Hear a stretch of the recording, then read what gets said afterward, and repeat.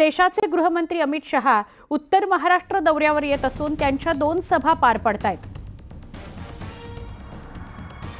चाळीसगावचे महायुतीचे उमेदवार आमदार मंगेश चव्हाण यांच्या प्रचारार्थ सभा आयोजित करण्यात आली आहे। सभेच्या अधिक कार्यकर्त्यांमध्ये मोठा उत्साह बघायला मिळतोय। सभेच्या ठिकाणाहून अधिक माहिती आपल्याला देत आहेत आमचे प्रतिनिधी अविनाश सोनवणे।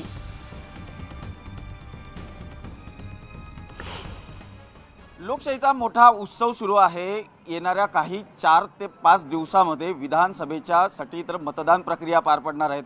अमित शहांच्या तर सभांचा ओघ जो आहे हा उत्तर महाराष्ट्रातल्याकडे तर सातत्याने तर दिसून येतोय।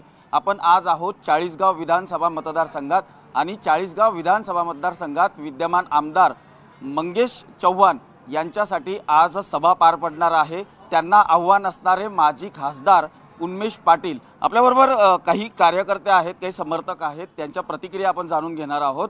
काय एकंदरीत या मतदारसंघाची परिस्थिती आहे ताई, काय सांगाल? आजची तर सभा पार पडणार आहे। आजची जी सभा ठेवली आहे, आज गेल्या 40 वर्षापासून जो विकास झालेला नाही तो गेल्या 2.5 वर्षात झालेला आहे। तर एकंदरीत आज असं बघायला मिळत आहे की जे कामं जे गेल्या 40 वर्षात झाले नाही ते दादांनी आज 2.5 वर्षात पूर्ण टप्पा जो तो पार केलेला आहे। लाडकी बहीण योजना सध्या तर प्रचाराचा महत्त्वाचा मुद्दा बनून पाहत आहे। कसं या योजनेचा तर या भागातील महिलांना फायदा झाला आहे आणि इतर तुम्ही काय सांगाल त्याच्यावर? लाडकी बहीण योजनेचं चाळीसगाव तालुक्यात 1 लाख प्लस फॉर्म हे मंजूर झालेले आहेत आणि 1 लाख प्लस महिलांच्या खात्यात पैसे आजवर आलेले आहेत। एवढी मोठी संख्या ही कुठल्याच तालुक्यात आजपर्यंत झालेली नाहीये। आज अमित शहांची सभा बघतात तुम्ही, कसं पाहता या सगळं? अमित शहाची सभा आहे, आता तर जनसंख्येने लोक हजर होणार आहे। अमित शहांचं चांगलं काम आहे, त्यांनी पोलिसांचा चांगला वचक ठेवलेला आहे पोलिसांवर। आपण पाहतोय की या ठिकाणी अत्यंत मोठ्या संख्येने तर कार्यकर्ते तर जमा व्हायला तर सुरुवात झालेली आहे। अमित शहांची तर सभा पार पडणार आहे। चाळीसगाव विधानसभा मतदारसंघात काय निकाल येतो हे येणाऱ्या काळात समजेलच, मात्र विकासाच्या मुद्द्यावर पुन्हा एकदा आमदार होण्याची संधी मिळेल असा कार्यकर्त्यांना तर विश्वास तर या ठिकाणी वाटतोय। व्हिडिओ जर्नलिस्ट हेमंत बागुल सोबत अविनाश सोनवणे, न्यूज 18 लोकमत, चाळीसगाव। बुलेटिनमध्ये पुढची बातमी बघतोय इंदापुरातून। इंदापूर तालुक्यातील भवानीनगर इथून पुढील दौऱ्यावर जात असताना निवडणूक आयोगानं उपमुख्यमंत्री अजित पवार यांच्या बॅगची तपासणी केलेली आहे।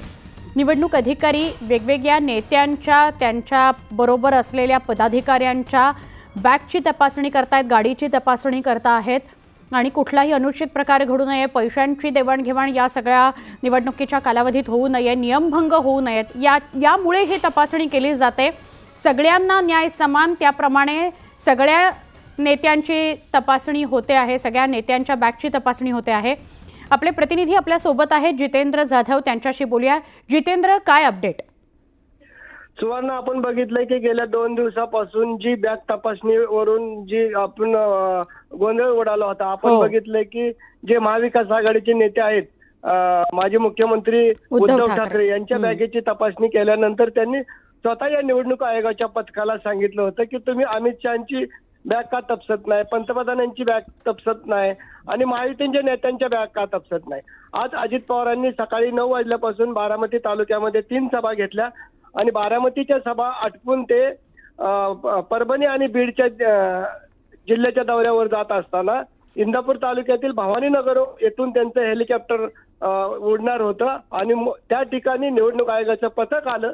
त्यांनी त्यांच्या बॅगेची तपासणी करण्यास सांगितल्यानंतर स्वतः अजित पवार यांनी त्यांच्यासोबत असणाऱ्या सर्व बॅगा उघडून दाखवलेल्या आहेत, त्यांना प्रतिसाद दिलेला आहे। सोबत असणाऱ्या ज्या डब्यामध्ये चकले असेल, बेसन लाडू असेल, पाण्याच्या बाटल्या असतील, अशा सर्व बॅगा त्यांनी स्वतः उघडून दाखवलेल्या आहेत आणि निवडणूक आयोगाच्या पथकाला देखील त्यांनी सहकार्य केलेले आहे। सर्व वस्तू व्यवस्थित बघा आणि स्वतः अजित पवार यांनी हा व्हिडिओ काढून नक्की, जसं जितेंद्र आपण म्हणताय की उद्धव ठाकरेंनी व्हिडिओ व्हायरल केला आणि त्यात अनेक प्रश्न उपस्थित केले होते, त्यानंतर देवेंद्र फडणवीसांच्या बॅग चेकिंगचा व्हिडिओ समोर आलाय, अजित पवारांच्या बॅग चेकिंगचा व्हिडिओ आपण आता माध्यमांवर बघतो आहोत।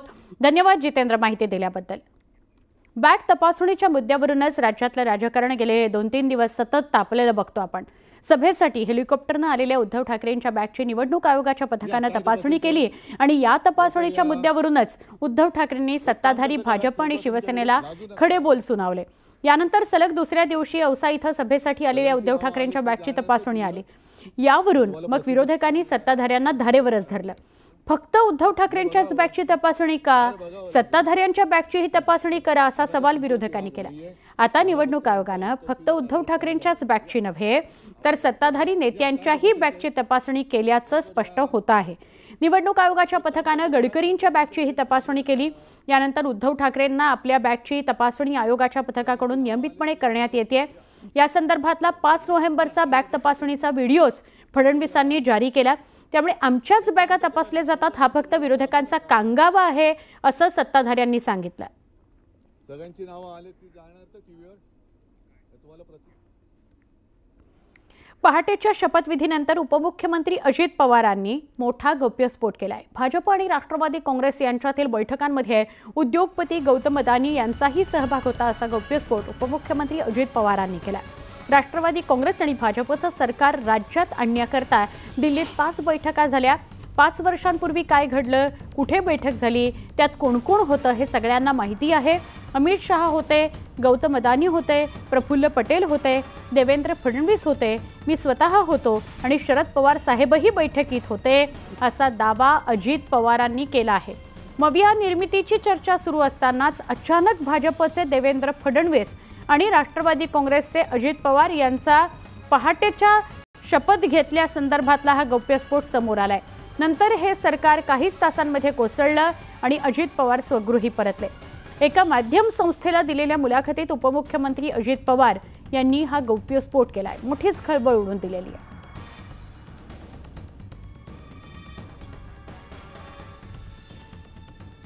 अजित पवारांनी जो गौप्यस्फोट केला त्यानंतर विरोधकांनी हा मुद्दा चांगलाच धारेवर धरलाय।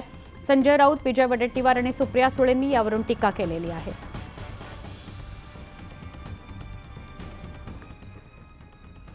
2.5 वर्ष आम्ही सत्ता चांगल्या प्रकारे राबवली, पण गौतम अडाणीला हे सरकार नको होतं। ही मुंबई हा महाराष्ट्र हा त्यांना गिळायचा आहे, विकत घ्यायचा आहे, ओरबाडायचा आहे आणि म्हणून नरेंद्र मोदी, अमित शहा यांनी आधी शिवसेना तोडली, त्यासाठी अडाणीचा वापर केला। हे खुद्द त्यांच्या सरकारमधले उपमुख्यमंत्री अजित पवार सांगतायत। शिवसेना आणि राष्ट्रवादी काँग्रेस शरद पवारांची तोडण्यामागे अडाणी होता आणि सरकार पाडण्यामागे अडाणी होता हे अजित पवार कबूल करतायत। यापेक्षा कोणता मोठा पुरावा असू शकतो का? आता देश जर अदानी चालवत असतील, राज्य अदानी चालवत असतील आणि जर अजित पवारांचा निर्णय पुन्हा एकदा त्यांच्याबरोबर जाण्याचा ठरला असेल तर मात्र मला वाटतं की त्याही वेळेस होते आणि त्यामुळं अदानींनी सांगितल्यामुळे अजितदादा पुन्हा गेलेत का याचं उत्तर अजितदादांनी द्यावं। एक तर या प्रश्नाचं उत्तर तुम्हाला अजित पवारांना विचारायला लागेल, कारण मी ऑन कॅमेरा तुम्हाला सांगते, रीड माय लिप्स, अशी कुठलीही मीटिंग झाली ह्याची माहिती मला नाही। ही झाली का नाही हे मला माहिती नाही। पहाटेच्या शपथविधीबद्दल आम्हाला कुणालाच माहिती नव्हतं, हे मी तुमच्या चॅनलवर अनेक वेळा बोललेले आहे। मला अजूनही तो दिवस आठवतो, मी झोपले होते, सदानंद सुळेंनी मला उठवलं आणि सांगितलं बघा काय चाललंय टीव्हीवर, जरा टीव्ही लावा। त्याच्यामुळे मला ह्या कुठल्याही किंवा आमच्या पक्षाला ह्या कुठल्याही मीटिंगबद्दल काही माहिती नाही, पहाटेच्या शपथविधीबद्दलही माहिती नाही। त्याच्यामुळे या सगळ्या याची मीटिंग झाली का नाही, कुठे झाली, काय झाली, या सगळ्याचं उत्तर हे अजित पवारांना द्यायला लागेल। आम्ही कसं देणार, आम्हाला माहितीच नाही तर आम्ही उत्तर कुठून देणार?